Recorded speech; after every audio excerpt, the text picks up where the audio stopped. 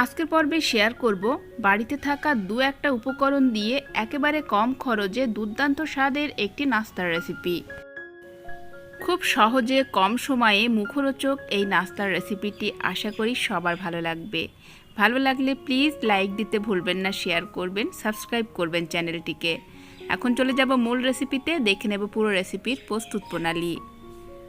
প্রধান উপকরণ হিসাবে আমি এখানে নিয়েছি ব্রেড। আপনাদের বাড়িতে বেঁচে যাওয়া দু এক পিস ব্রেড হলেই কিন্তু এই রেসিপিটা বানিয়ে নিতে পারবেন।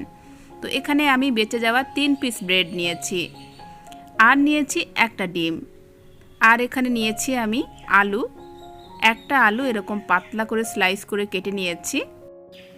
এবার এই ব্রেডগুলোকে আমি প্রথমে ব্রেড ক্রাম্বস বানিয়ে নেব।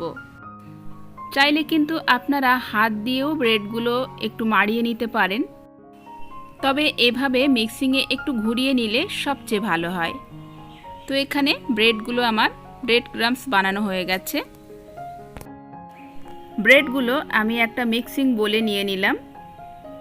এবার আমি এখানে দিয়ে দেব দুধ। আমি এখানে উষ্ণ গরম দুধ 1 কাপের মতো দিয়ে দিচ্ছি ব্রেডে। দিয়ে ভালো করে ব্রেডটাকে একটু মিশিয়ে নিতে হবে।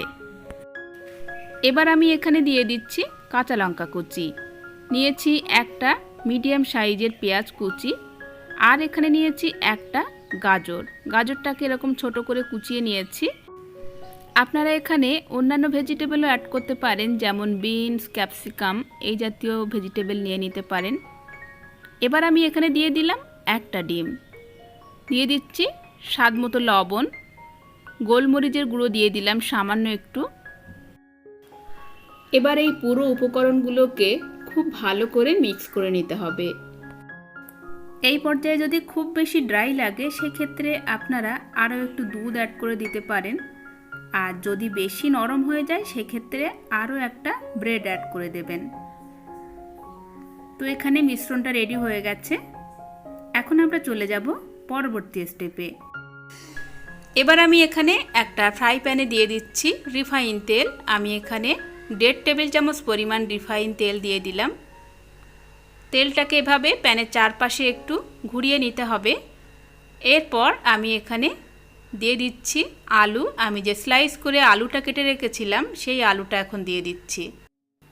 তো এভাবে খুব সুন্দর করে আলু স্লাইসগুলো প্যানের চারপাশে সুন্দর করে সেট করে দিলাম। এবার আমি উপর থেকে সামান্য একটু লবণ ছড়িয়ে দিলাম। দিয়ে দিচ্ছি সামান্য একটু গোলমরিচের গুঁড়ো। যেহেতু আলু স্লাইসগুলোতে কোনো রকম লবণ মাখানো হয়নি, তাই সামান্য একটু লবণ গোলমরিচ দিয়ে দিলাম, এতে করে টেস্টটা ভালো আসবে। এবার আমি যে মিশ্রণটা বানিয়ে রেখেছিলাম সেই মিশ্রণটা উপর থেকে দিয়ে দিচ্ছি। এই পর্যায়ে কিন্তু গ্যাসের ফ্লেমটাকে লো টু মিডিয়ামে রেখে দিতে হবে, তা না হলে নিচটা লেগে যেতে পারে। এবার আমি একটা স্পুনের সাহায্যে ব্রেডের মিশ্রণটাকে এভাবে প্যানের চারপাশে সুন্দর করে সেট করে দেব, আর আলু স্লাইসগুলো সুন্দর করে ব্রেড দিয়ে এভাবে ঢেকে দেব। তো এভাবে আলু স্লাইসগুলোকে ব্রেডের মিশ্রণ দিয়ে সুন্দর করে কভার করে দিলাম। এবার আমি সাইড থেকে সামান্য একটু তেল দিয়ে দিচ্ছি যাতে একটু ক্রিস্পি হয়, তবে তেলটা এই পর্যায়ে না দিলেও চলবে। খুব কম তেলেই আপনারা এটা বানিয়ে নিতে পারবেন, আর কিন্তু এখানে তেলের কোনো প্রয়োজন নেই। এবার আমি ঢাকনা বন্ধ করে 2 মিনিটের মতো লো টু মিডিয়ামে রেখে জাল করে নিলাম। তো ঢাকনাটা তুলে নিলাম 2 মিনিট পর। এখন সাইড থেকে একটু দেখে নেব। তো নিচেটা কিন্তু একদম পারফেক্ট হয়ে গেছে। এখন আমি উপরে একটা প্লেট দিয়ে এটা উল্টে দিলাম। আপনারাও এই পদ্ধতিতে নাস্তাটা উল্টে নেবেন, তাহলে এটা ভাঙার ভয় থাকবে না। এবার আমি ধীরে ধীরে আবার প্যানে দিয়ে দিচ্ছি এই পিঠটাকে ভাজার জন্য। আর এখন এই পিঠটাকেও 2 মিনিটের মতো ঢাকনা বন্ধ করে লো টু মিডিয়ামে রেখে জাল করে নেব।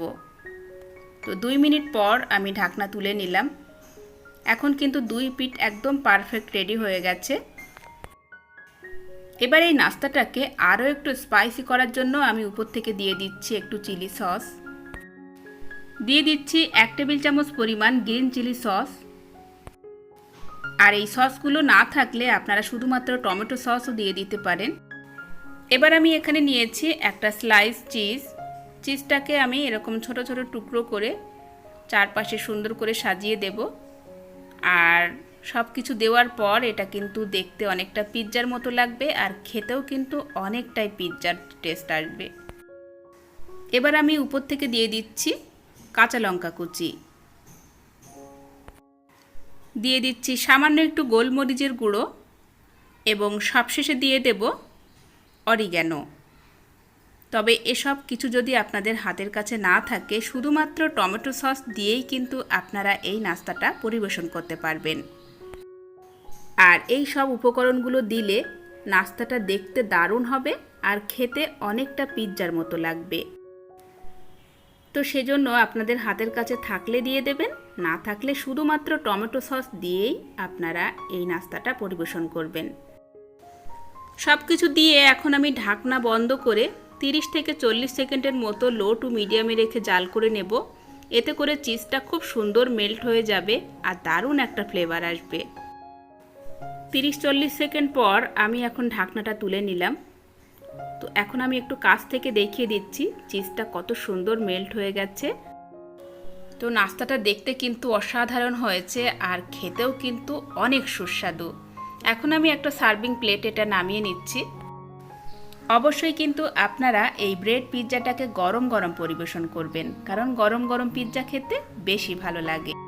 তো দেখলেন তো বন্ধুরা, শুধুমাত্র একটা আলু আর বেঁচে যাওয়া 2-1টা ব্রেড দিয়ে কত লোভনীয় স্বাদের একটি পিৎজার রেসিপি তৈরি হয়ে গেল। আর এটা বানানো কিন্তু ভীষণ সোজা, আপনারা যে কেউ খুব সহজেই বানিয়ে ফেলতে পারবেন।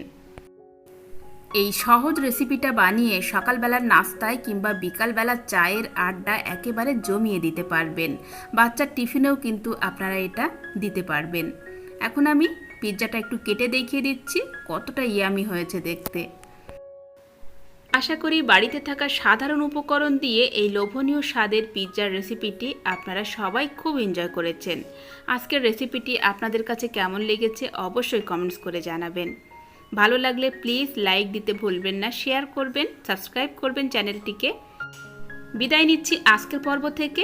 দেখা হবে আগামী পর্বে নতুন রেসিপি নিয়ে। আল্লাহ হাফেজ।